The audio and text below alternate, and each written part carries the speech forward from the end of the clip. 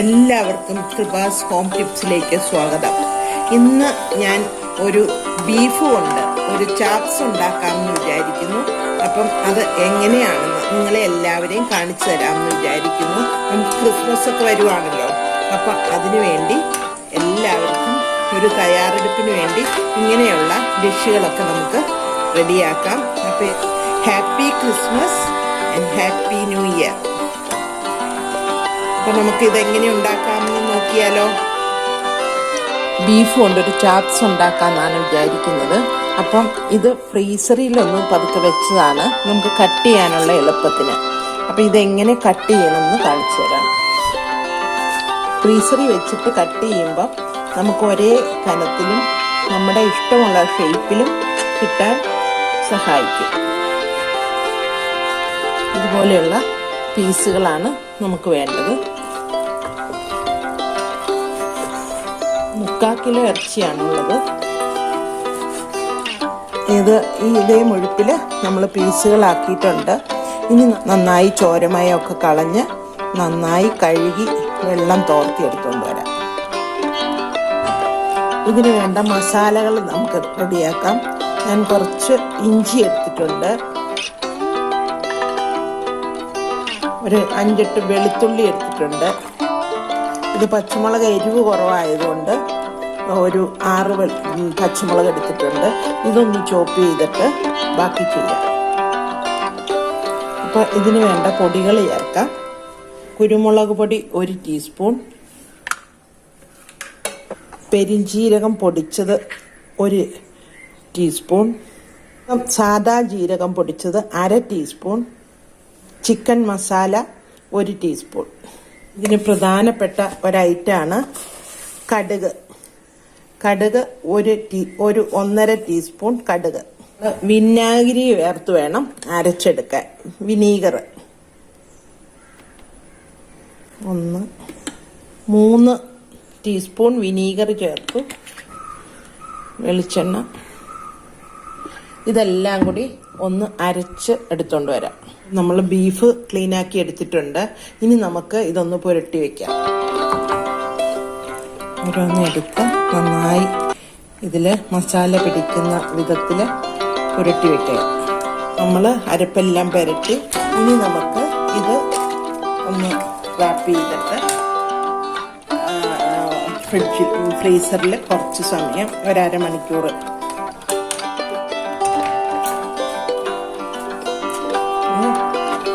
ഫ്രീസറിൽ വെച്ചിട്ട് വരാം. അപ്പം നമ്മൾ ഇത് പുരട്ടി വെച്ചതാണ്. നമുക്കിനി ഈ കുക്കറിലിട്ടൊന്ന് വേവിച്ചെടുക്കാം. എല്ലാം നന്നായി പിടിച്ചിട്ടുണ്ട്.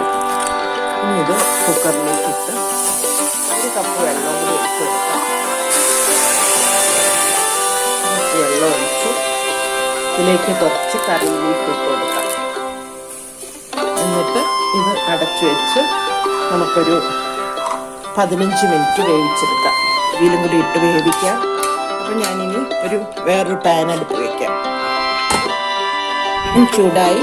ഇനി നമുക്ക് ഇതിന് വേണ്ട വെളിച്ചെണ്ണ ഒഴിച്ചു കൊടുക്കാം. എടുത്തിരിക്കുന്നത് ഒരു 10-20 ചുമന്നുള്ളി എടുത്തിട്ടുണ്ട്, 2 സവോള എടുത്തിട്ടുണ്ട്, കുറച്ച് ഇഞ്ചി, ഒരു 10 വെളുത്തുള്ളി, 2 തക്കാളി, ഇത്ര എടുത്തിട്ടുണ്ട്. ഈ വെളുത്തുള്ളിയും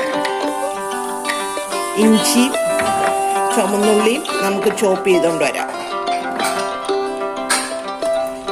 എണ്ണ ചൂടായി. ഇതിലേക്ക് നമുക്ക് 1 ടീസ്പൂൺ കടുകിട്ട് കൊടുക്കാം. പെരിഞ്ജീരകം ഇട്ട് കൊടുക്കാം. നമുക്ക് ചുമന്നുള്ളിയും ഇഞ്ചി വെളുത്തുള്ളി ചോപ്പ് ചെയ്തത് ഇട്ട് കൊടുക്കാം.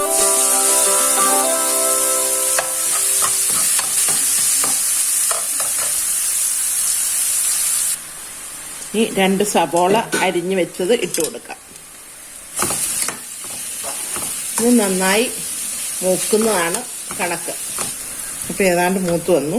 ഇനി നമുക്ക് ഇതിലേക്ക് 1/2 ടീസ്പൂൺ മഞ്ഞൾപ്പൊടി ഇട്ട് കൊടുക്കാം.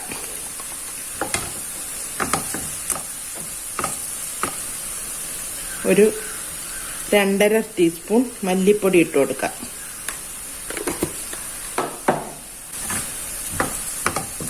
എല്ലാ പൊടിയും ഇട്ട് കഴിഞ്ഞാൽ ഞാൻ എല്ലാ പൊടിയും ഒന്നിച്ചിടിയല്ല, ഓരോ പൊടി ഇട്ട് ഒന്ന് ഇളക്കി യോജിപ്പിച്ചതിന് ശേഷം അടുത്ത പൊടി ഇടുന്നതാണ് നല്ലത് എൻ്റെ അനുഭവത്തിൽ. പിന്നെ പൊടികൾ ഇടുമ്പം എപ്പോഴും തീ കുറച്ചിട്ട് പൊടികൾ ഇടാൻ ശ്രമിക്കുക. അനുസരിച്ച് എരിവ് ചേർക്കുക. ഇവിടെ ഇത്തിരി എരിവ് ഇഷ്ടമായതുകൊണ്ട് ഞാൻ 1 ടീസ്പൂൺ കുരുമുളക് പൊടിയും കൂടെ ചേർത്തു. പിന്നെ മസാലപ്പൊടി ചേർക്കുന്നത് നമ്മൾ ബീഫിൽ ചേർത്തിട്ടുള്ളത് കൊണ്ട് നമുക്ക് നോക്കിയിട്ട് വേണമെങ്കിൽ ചേർക്കാം. ഇനി നമുക്കിതിലേക്ക് അരിഞ്ഞു വെച്ചിരിക്കുന്ന ടൊമാറ്റോ ഇട്ട് കൊടുക്കാം. 2 ടൊമാറ്റോ ആണ് ഞാൻ എടുത്തിരിക്കുന്നത്.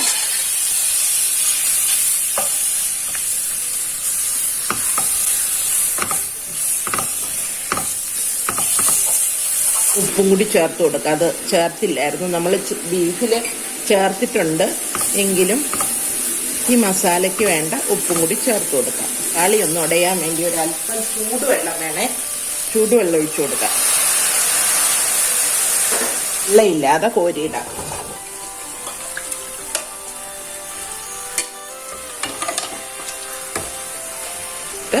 ഇതൊന്ന് വഴറ്റിയെടുക്കാം.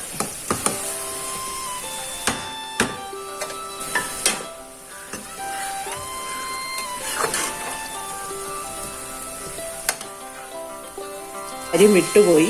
ഇതിലേക്ക് മുളക് പൊടി ഇടാൻ ഞാൻ മറന്നുപോയി. അപ്പോൾ അതുകൊണ്ട് എരിവിനനുസരിച്ച് ഇട്ടാൽ മതി. ഞാനൊരു 3 ടീസ്പൂൺ മുളക് പൊടിയും കൂടി ഇട്ട് കൊടുക്കുവാണ്. സോറി കേട്ടോ. ഈ അരപ്പ് മാറ്റി വെച്ച് ഇതിലൊന്ന് പതുക്കെ ഒന്ന് ശരിക്കും ആ മുളക് പൊടി, ആ തക്കാളിയും സബോളയും എല്ലാം കൂടി വാടുമ്പോൾ അതിനൊരു പ്രത്യേക ടേസ്റ്റും മണമൊക്കെ ഉണ്ട് കേട്ടോ. നിങ്ങൾ ചെയ്യുമ്പോൾ മറക്കരുതേ.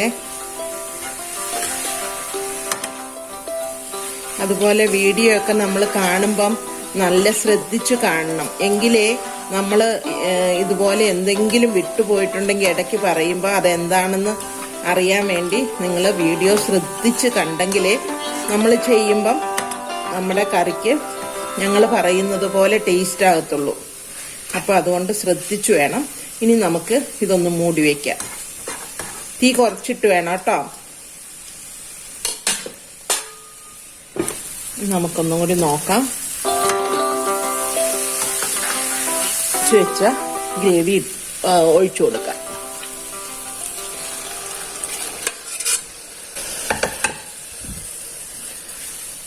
ഇനി ആ വേവ് കുറവുള്ള എല്ലാ വേവും ഇതിൽ കിടന്ന് ഒന്നും കൂടി വേവുമ്പോൾ ആ ഇറച്ചിയുടെ ടേസ്റ്റും എല്ലാം നല്ലതായിട്ട് വരും. ഇപ്പോഴത്തന്നെ നല്ല സ്മെല്ലൊക്കെ വരുന്നുണ്ട്. ഏതാണ്ട് മൂപ്പായിട്ടുണ്ട്. ഇനി ഇതിലേക്ക് നമുക്ക് തേങ്ങാപ്പാൽ ഒഴിച്ചു കൊടുക്കാം. ഒരു തേങ്ങയുടെ തൻപാലാണിത്.